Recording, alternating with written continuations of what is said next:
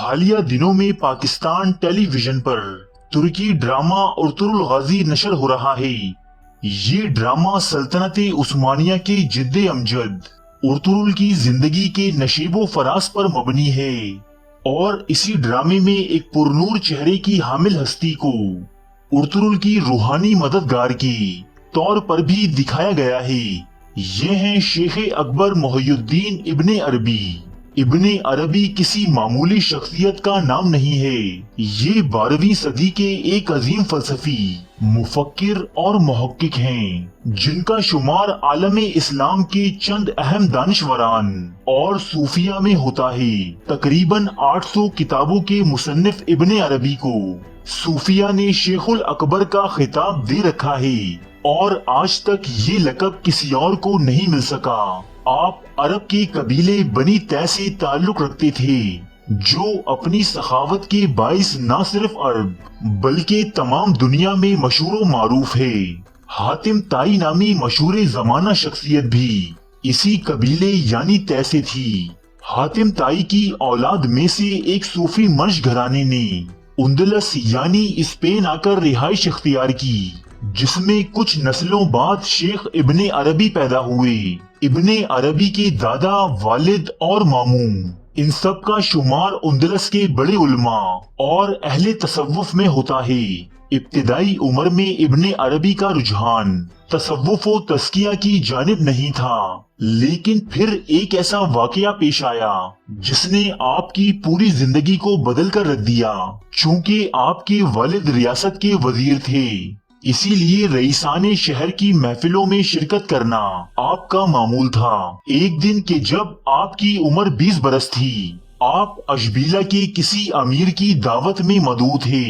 کھانے کے بعد جب شراب کا دور چلا تو آپ نے بھی جام کو ہاتھ میں لے کر پینا چاہا، لیکن آپ کو ایک غیبی آواز سنائی دی، نوجوان تمہارا کام شراب پینا اور اس طرح کی مجلسوں میں شرکت کرنا نہیں ہے۔ اس آواز نے ابن عربی پر نہ جانے کیسا اثر کیا اور آپ نے اپنا شاہانہ لباس ترک کر کے ایک چرواہے کا لباس پہننا شروع کر دیا اور عیش و عشرت سے معمور زندگی کو چھوڑ کر زہد و فکر کو اپنا شعار بنا لیا۔ اس کے بعد شیخ ابن عربی نے ترویج اسلام کی خاطر افریقہ اور مشرق وسطیٰ کے کئی ممالک اور شہروں کا سفر کیا۔ اس دوران آپ نے سینکڑوں ضخیم کتابیں بھی تحریر کی جو آج تک اہل تصوف کے لیے رہنما کا درجہ رکھتی ہیں۔ بعض لوگوں کی رائے میں ابن عربی کامل ولی، کتب زماں اور علم باطنی میں ایسی صنعت تھی جس میں کلام ہی نہیں، جبکہ علماء کا ایک گروہ ابن عربی پر نہ صرف کفر کے فتوے عائد کرتا ہے بلکہ اس کے مطابق وہ بدترین قسم کے ملحد تھے۔ بعض بڑی بڑی جلیل القدر ہستیاں مثلاً ابن تیمیہ، ابن خلدون اور ابن حجر اسقلانی ابن عربی کی مخالفت میں کافی سرگرم رہے ہیں۔ حافظ ابن تیمیہ ابن عربی سے متعلق لکھتے ہیں، اہل علم اور اہل ایمان میں سے کسی نے بھی حیرت کی تعریف نہیں کی، لیکن ملحدین کے ایک گروہ نے اس کی تعریف کی ہے، جیسے فصوص الحکم والا ابن عربی اور اس جیسے دوسرے ملحدین جو حیران و پریشان ہیں۔ فتاوی ابن تیمیہ، جبکہ حافظ ابن حجر اسقلانی ابن عربی کے بارے میں کہتے ہیں کہ میں نے اپنے استاد امام سراج الدین البلقینی سے ابن عربی کے بارے میں پوچھا تو انہوں نے فوراً جواب دیا کہ وہ کافر ہے۔ تفسیر ابن کثیر کے مصنف حافظ ابن کثیر لکھتے ہیں، اور اس کی کتاب جس کا نام فصوص الحکم ہے، اس میں بہت سی چیزیں ہیں جن کا ظاہر کفر صریح ہے۔ البدایہ والنہایہ ابن عربی کے بارے میں ملا علی قاری نے کہا ہے کہ ابن عربی کی جماعت کے کفر کے بارے میں شک نہ کرو۔ اوپر بیان ہوئی تمام باتیں شیخ ابن عربی کے عقیدہ وحدت الوجود کے بارے میں کی گئی ہیں۔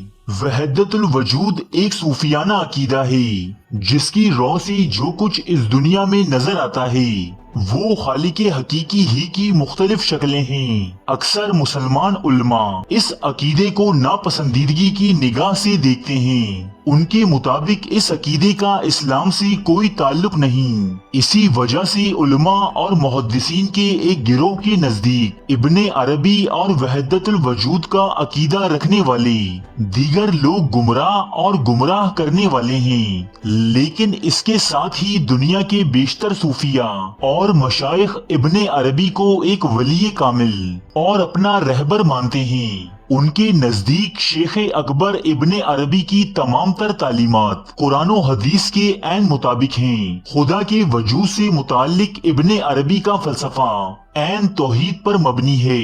شیخ ابن عربی کے ماننے والوں کے مطابق شیخ اکبر کی تعلیمات چونکہ بہت زیادہ وسیع اور فلسفیانہ ہیں، اس لیے بہت سے آئمہ ان کی باتوں کی گہرائی کو سمجھ ہی نہ سکے، جبکہ دور حاضر کے کئی اسلامک اسکالرز نے بھی ابن عربی پر لگائے گئے ان تمام الزامات کو نہ صرف مسترد کیا ہے بلکہ ان کے علم و ذہانت کی تعریف بھی کی ہے۔ وہاں میں نے کہا کہ حضرت آپ نے شیخ ابن عربی کے ساتھ رحمت اللہ علیہ کے الفاظ استعمال کیے، جبکہ ابن تیمیہ نے کوئی شرعی گاری چھوڑی نہیں ان کے لیے۔ زندیق، ملحد، اور آپ اہل حدیث ہیں، یہ کیسے ہوا؟ میں ان کی عظمت کا قائل ہو گیا، ان کی آنکھوں میں آنسو آ گیا۔ کہنے لگے ڈاکٹر صاحب یہ دونوں ہمارے بزرگ ہیں، ہم خرد ہیں، آپس کے اختلافات وہ جانے، ہم چھوٹے ہیں، خرد ہیں، خرد رہنے ہی میں عافیت سمجھتے ہیں، ہمارے لیے دونوں محترم ہیں۔ اور مسجد میں انہوں نے ایک مثال بیان کی تھی کہ شیخ احمد سرہندی رحمت اللہ علیہ نے شیخ ابن عربی کے بارے میں اپنے مکتوبات میں لکھا ہے، ما ذل بردار خان ایشانم لیکن چکنم معاملہ صفات باری تعالی است، کہ ہم شیخ ابن عربی کے دسترخوان کے جھوٹے ٹکڑے کھانے والوں میں سے ہیں۔ کون کہہ رہا ہے؟ مجدد الفسانی کہہ رہا ہے، ما ذل بردار خان ایشانم، ان کے دسترخوان کے سوکھے جوڑے ہوئے جھوٹے ٹکڑے کھانے والوں میں سے ہم ہیں، لیکن چکنم، لیکن کیا کریں، معاملہ صفات باری تعالیٰ، یہ باری تعالیٰ کی صفات کا معاملہ ہے، ہمیں اختلاف کرنا پڑ رہا ہے، اختلاف ہم کر رہے ہیں۔ آپ ابن عربی کی بات کو چھوڑ دیجئے، پھینک دیجئے، لیکن توہین نہ کیجئے،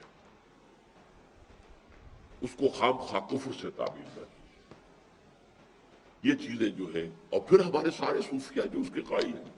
تو ایسی چیزیں لکھی ہیں جس سے لوگوں کے ذہن میں نیاسی باتیں بیٹھتی ہیں، اور یہ جدید لوگوں نے نہیں، میں اس بارے میں سمجھتا ہوں امام ابن تیمیہ نے بھی زیادتی سے کام لیا، ایسی باتیں لکھ گئے جس کی وجہ سے عام جو ہے نا نیک عقیدے والے لوگوں کے ذہنوں میں بیٹھ گیا کہ شیخ الاکبر بہت بڑا ملحد تھا، بے دین تھا، کافر تھا، اس کا اسلام سے کیا رابطہ، یہ باتیں غلط پھیل چکی ہیں۔ اب اس لیے جب میری زبان سے سنتے ہیں نا کہ شیخ اکبر کو میں اچھا کہتا ہوں ان کا غلط، تو ان پر تو بجلی گرتی ہے۔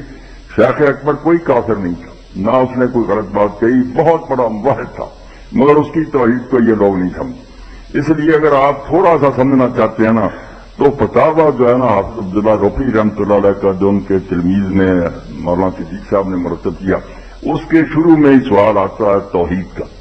وہاں انہوں نے صوفیہ کی توحید کا جب ذکر کیا، توحید افعالی، صفاتی اور ذاتی اور ساری چیزیں بیان کیے، تھوڑا سا انہوں نے بیان کیا جس سے انہوں نے کہا نہ کہا کرو کافر، اگر تمہیں سمجھ نہیں آتی، نادانوں وہاں تک نہیں پہنچے تو کیوں نیک لوگوں کا دامن جو ہے نا پھاڑتے ہو، ڈر جاؤ۔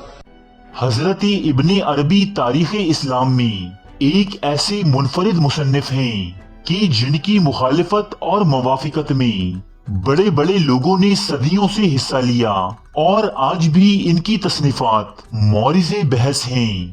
شیخ ابن عربی نے اپنی زندگی میں کبھی کسی کی مخالفت کی پرواہ نہ کی اور نہ ہی کسی سے مناظرہ کیا، بلکہ خاموشی اور متانت سے لوگوں کی باتوں کو سنا اور اپنا علمی کام جاری رکھا، اور اسی لیے آج ابن عربی اسلامی فکر کا عظیم سرمایہ ہیں۔